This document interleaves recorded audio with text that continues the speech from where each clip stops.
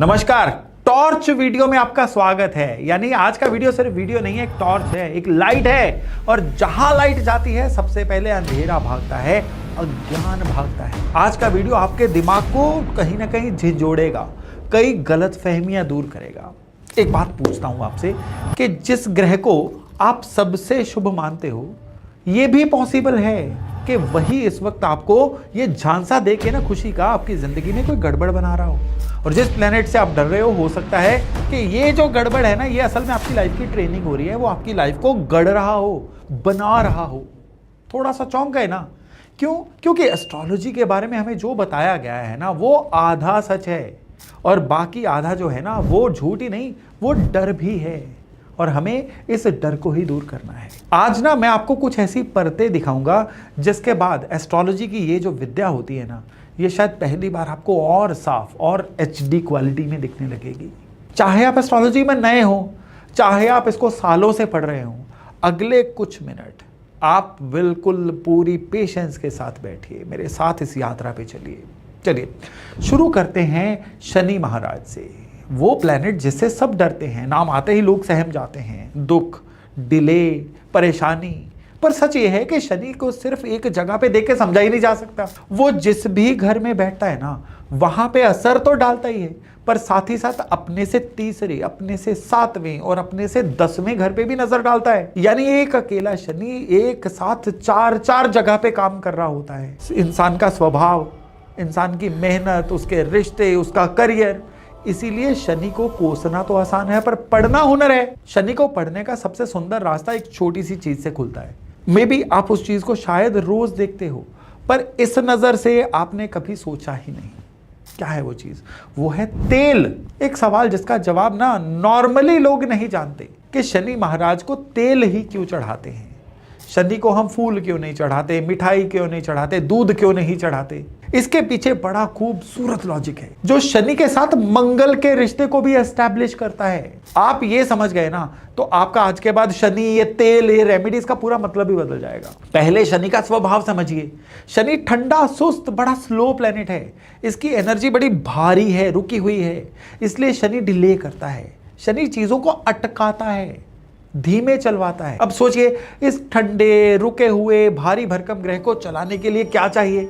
हमें चाहिए गर्मी, ऊर्जा, स्पीड। और गर्मी का, ऊर्जा का कारक कौन है? इसका कारक है मंगल। और तेल, खास करके सरसों का तेल, अपने अंदर मंगल की वही गर्म ऊर्जा रखता है। तो जब आप शनि को तेल चढ़ाते हैं ना, तो असल में आप उस ठंडे, अटके हुए प्लेनेट में थोड़ी गर्मी, थोड़ी गति डाल रहे होते हैं, ताकि वो रुके नहीं, वो चले। अब क्या है, मैं आपको बड़ी जबरदस्त बात बताता हूं जो इस लॉजिक को ना पूरी तरह से आपके लिए एस्टैब्लिश करेगी। हर ग्रह की एक राशि होती है जहां पे वो सबसे शक्तिशाली, जिसको हम एक उच्च बोलते हैं, एक्सॉल्टेड बोलते हैं, वो होता है। मंगल किस राशि में उच्च होता है? कैप्रिकॉर्न, मकर में, जो खुद शनि की राशि है।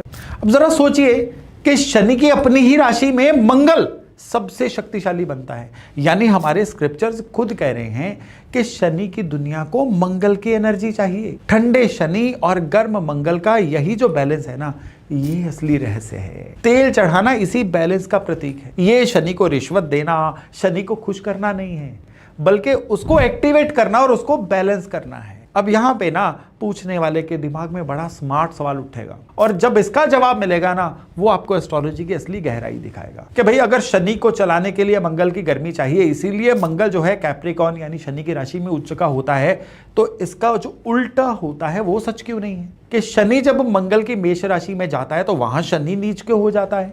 अगर दोनों को एक दूसरे की जरूरत है, तो ये पैराडॉक्स, ये कॉन्ट्राडिक्शन, विरोधाभास कैसा? आज इसका जवाब ढंग से हम ढूंढते हैं। पहली बात कि क्वांटिटी का फर्क है। शनि को चाहिए थोड़ी कंट्रोल्ड गर्मी, स्पार्क जैसी, उतनी ही जितनी एक ठंडे इंजन को चलाने के लिए काफी हो। तो तेल चढ़ाना बस यही है, वो एक चुटकी गर्मी। लेकिन मेष राशि क्या है? मेष राशि है कच्ची, अनकंट्रोल्ड फायर। यहां कंट्रोल्ड गर्मी नहीं, पूरी की पूरी भट्टी है। और शनि जो ठंडा, बड़ा धीमा, बड़ा पेशेंस वाला प्लेनेट है, उस भट्टी में अपनी नेचर खो देता है। उसकी पेशेंस जल जाती है, उसकी स्थिरता एकदम से सड़ जाती है। थोड़ी गर्मी तो ईंधन बन जाती है ना, पूरी आग विनाश बन जाती है। और दूसरी बात कि भाई सवाल ये नहीं है कि शनि और मंगल मिल रहे हैं, सवाल ये है कि किसके घर में मिल रहे हैं। मकर में घर शनि का है, मंगल वहां पे मेहमान है, उसकी गर्मी आती है, पर शनि के रूल्स के अंदर, अनुशासन और कंट्रोल के साथ, इसलिए मंगल वहां पे उच्च कहलाता है। क्योंकि मंगल की जो अनकंट्रोल्ड एनर्जी है ना, उसको एक डायरेक्शन, एक कंटेनमेंट, एक ढांचा, एक बर्तन मिल जाता है। लेकिन मेष में घर किसका है? मंगल का। अब वहां पे मेहमान कौन है? शनि। और यहां शनि को मंगल के नियम मानने पड़ेंगे। मंगल के नियम क्या है? तेजी, अग्रेशन, जल्दबाजी, जो शनि की मूल प्रकृति के खिलाफ है। मेहमान बना शनि अपनी ताकत खो देता है, कॉन्फिडेंस खो देता है, इसलिए क्या कहलाता है? नीच कहलाता है। और जो तेल वाली रेमेडी में होता है ना, वो इसका उल्टा है। वहां पे शनि मालिक था और आप मंगल की ऊर्जा को उसके चरणों में अर्पित कर रहे थे। मंगल क्या है? मंगल सेवक है, मंगल वहां पे मालिक नहीं है, इसीलिए वो रेमेडी असर करती है। और तीसरी बात, ये बात बड़ी गहरी बात है, ध्यान से सुनिएगा। मेष सूर्य की उच्च राशि है, सूर्य यहां पे सबसे शक्तिशाली है, और शनि सूर्य के पुत्र भी हैं, और शनि सूर्य के शत्रु भी हैं। नियम बड़ा सीधा है, जहां सूर्य उच्च का वहां उसका शत्रु शनि नीच का।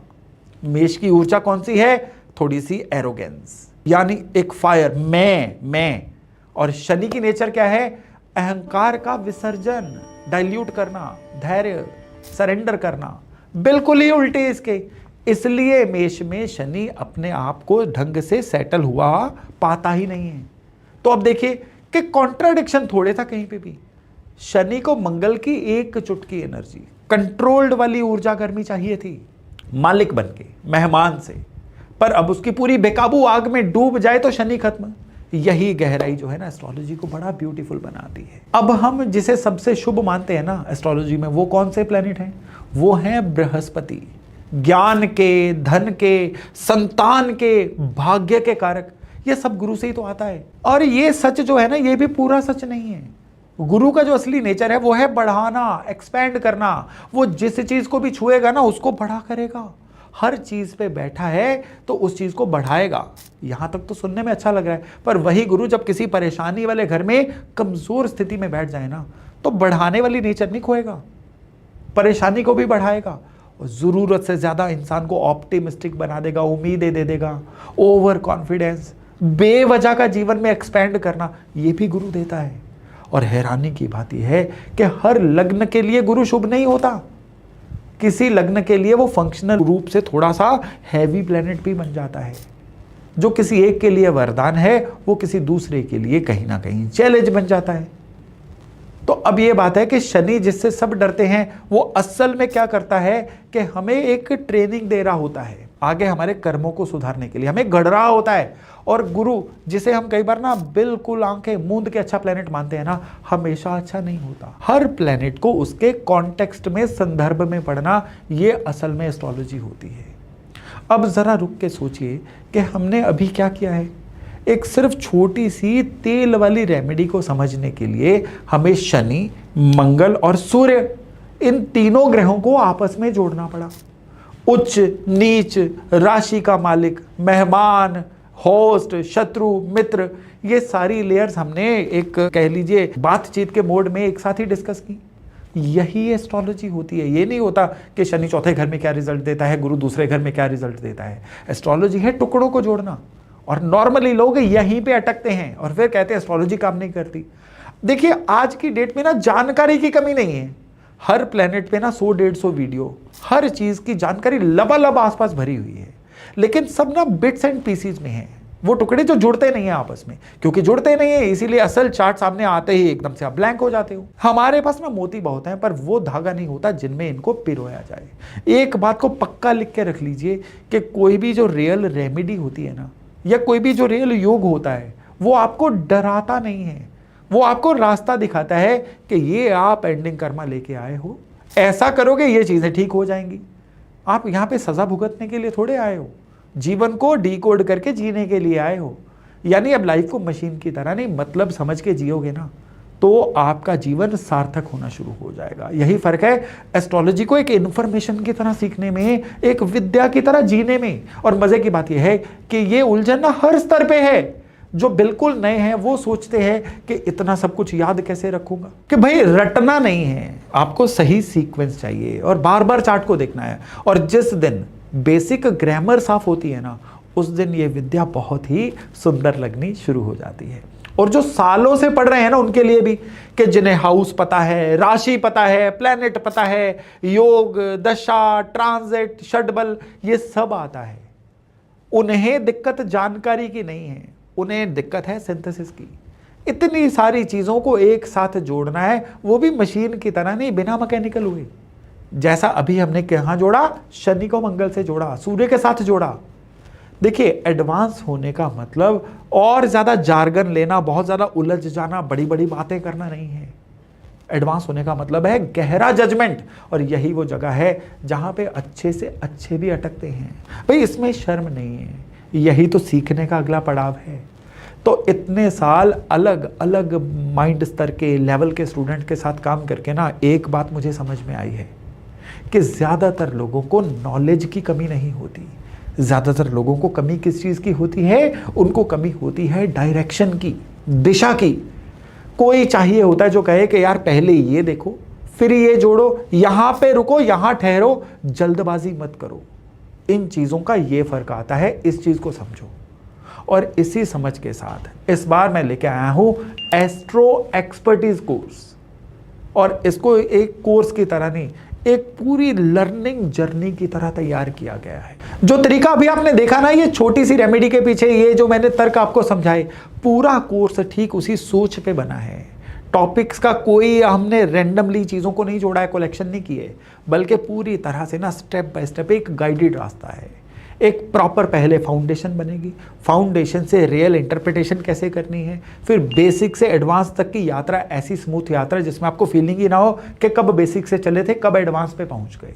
और पूरी की पूरी तरह एक सुर में, एक डिसिप्लिन में। यहां पे एक बात मैं साफ कर दूं कि ये कोर्स उनके लिए बिल्कुल नहीं है जो चूरन चटनी ढूंढ रहे हैं, शॉर्टकट ढूंढ रहे हैं। ये उनके लिए है जो एस्ट्रोलॉजी को सीरियसली, ठीक से, जिम्मेदारी के साथ सीखना चाहते हैं। आप नए हो या सालों से पढ़ रहे हो, अगर आपका इंटेंट, अगर आपकी नीयत सीखने की है ना, तो फिर ये जो एस्ट्रो एक्सपर्टीज कोर्स है ना हमारा, ये यात्रा, ये जर्नी दरअसल आपके लिए है। अब आप पूछेंगे कि भाई इसमें नया क्या है? देखिए, हर बैच हमें भी कुछ ना कुछ सिखाता है कि स्टूडेंट कहाँ अटकते हैं, किस मोड पे उनको और ज़्यादा गाइडेंस चाहिए, किन टॉपिक्स को और ज़्यादा प्रैक्टिकली समझाने की ज़रूरत है। ये जो ऑब्जर्वेशंस है ना, इसी ऑब्जर्वेशन के साथ इस बार जो एस्ट्रो एक्सपर्टीज कोर्स है ना, इसको मैंने बहुत ही ज़्यादा रिफाइन किया है। इसमें डेप्थ जो है ना, ये मैंने इस बार बहुत ज़्यादा दी है, आज तक की सबसे ज़्यादा, और क्लैरिटी दी है, और प्रैक्टिकल फोकस जो है ना बहुत ही ज़्यादा दिया है। इस बार मैंने ना कुछ और नए टॉपिक, नए ऑप्शंस और कई नए सपोर्ट सिस्टम भी जोड़े हैं, मतलब आपकी एस्ट्रोलॉजी की यात्रा को कमाल बनाने के लिए, ताकि सीखना जो है ना वो आपका अकेले का सफ़र ना रहे। मेरा पर्पज़ एक ही है कि आप सीखते वक्त भी अकेला महसूस ना करें, डाउट आए तो पूछ सकें, गलती हो तो सुधार सकें, और जो पढ़ा है उसे असली चार्ट्स पे अप्लाई करके देख सकें, और हमेशा पाएं कि मेरा भी जो एक्सपीरियंस और गाइडेंस है ना, वो हमेशा आपके साथ है। यहाँ पे 1 मिनट के लिए रुकिए, मैं कोई फॉल्स प्रॉमिस नहीं कर रहा हूँ, ना मैं आपको 30 दिन में एक्सपर्ट बना रहा हूँ, ना मैं आपको गारंटेड कमाई वाला कोई झांसा दे रहा हूँ। ऐसा कहने वाले बथेरे मिलेंगे, बहुत सारे मिलेंगे, और एटलीस्ट मैं तो उनमें से नहीं हूँ। मैं आपको वही बताऊंगा जो असल में पॉसिबल है। अच्छा लगे तो बहुत बढ़िया है, अगर आप सिंसेरिटी से सीखेंगे और लेकिन उसके बाद अभ्यास करेंगे, गाइडेंस मेरी जो मैंने दी हुई है उसको फॉलो करेंगे, तो आपकी लर्निंग में बड़ी क्लियर डायरेक्शन आएगी, चार्ट अंडरस्टैंडिंग आपकी बड़ी मैच्योर हो जाएगी, और आप वो जो आपको स्कैटर्ड नॉलेज है ना, उससे बाहर आके आपकी नॉलेज का बड़ा ज़बरदस्त पैटर्न बनेगा, जहां पे बहुत कुछ आपको अब पता चलना शुरू हो जाएगा। तो अगर आप एस्ट्रो एक्सपर्टीज कोर्स को ज्वाइन करना चाहते हैं ना, एस्ट्रोलॉजी को एक रेवोल्यूशनरी, क्रांतिकारी तरीके से बहुत अच्छे से सीखना चाहते हैं, तो इस कोर्स से जुड़ने की पूरी डिटेल नीचे है। आप फॉर्म भर सकते हैं या हमारी टीम को व्हाट्सएप पे मैसेज कर सकते हैं। सीट्स सीमित हैं, सीट सीमित इसलिए रखी जाती हैं ताकि हर स्टूडेंट पे प्रॉपर ध्यान दिया जा सके। इसलिए आपको अंदर से लग रहा है ना कि मैं सीख सकता हूं, तो ये मौका एक्चुअली गोल्डन है, इसको मत टालिए। तो चलिए अभी मैं देता हूं वाणी को विराम और वायदा करता हूं बहुत जल्द मिलूंगा आपसे नए टॉपिक नए विषय के साथ। अपना खूब ध्यान रखिएगा। नमस्कार।